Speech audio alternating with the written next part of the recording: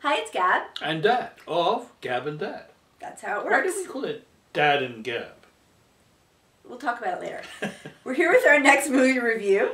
It's Dad and Gab, I like the sound of that. It's a Biutiful, the best foreign film nominee for the upcoming Oscars, also starring Javier Bardem, nominated for Best Actor Performance in this film. Dad, what's Biutiful about? Oh dear. It's a very bleak... That's why we call it Gab and Dad. Yeah, it's a very bleak and depressing film. Javier Bardem, the central character, is a petty criminal in Barcelona. He is dying of cancer. He is married, partly estranged from, but married to a mentally ill woman. He has 2 young children who are in relatively dire circumstances. There are various subplots that involve the horrible exploitation of illegal immigrants in Barcelona and other such things.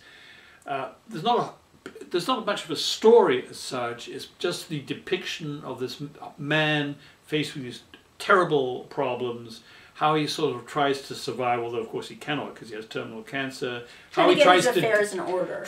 Yes, he's trying to get his affairs in order in preparation for his death.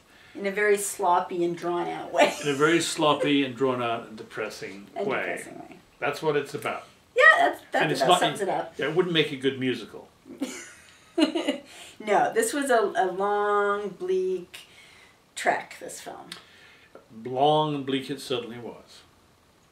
The end. The end. Yeah, I found this film very hard-going, depressing, uncomfortable, borderline. Emotional fragility alert! Emotional fragility alert! Not you, but if anybody out there is feeling a little depressed, emotionally fragile, things aren't going too well, they need to be taken out of themselves, they need to be diverted, they need to be entertained.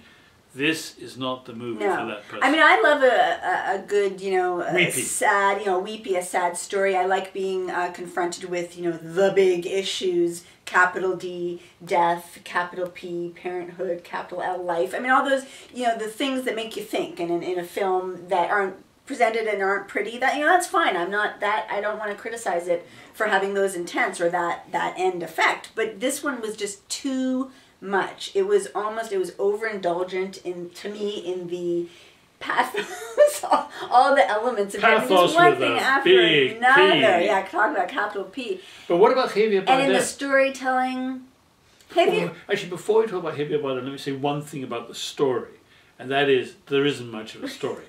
I happen to like a movie with a plot, a story that follows along. Picky. That you wonder what's going to happen, then things happen and there's some kind of conclusion. What I believe is sometimes referred to as a narrative arc.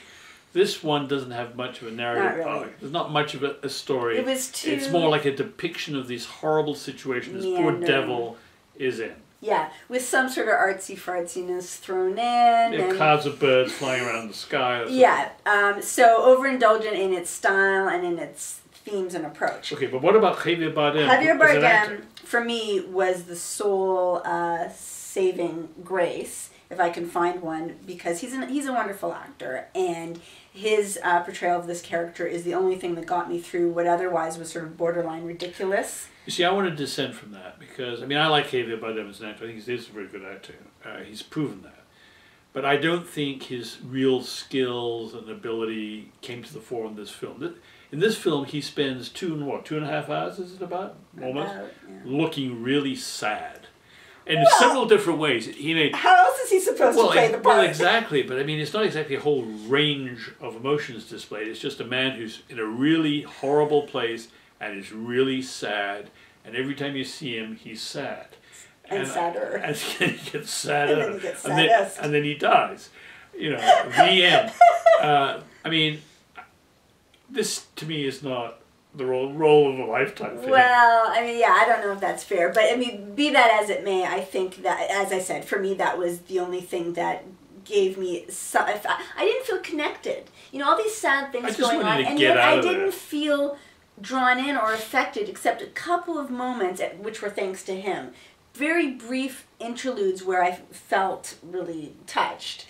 Otherwise, I felt quite flat actually by all of these horrible things. It was almost fetishist in a way for me. I think the director and the writer, who's also done 21 Grams, Amores Perros, just What's his name? going to Alexandro. Yeah, Alexandro. Something. Was almost just over the top, and with the themes and the symbolism of death and the struggle of life and the birds and the mirrors. Would we recommend this? No. Sorry, but don't go see this film. Nice try, but too Spanish or something. Okay, too Spanish.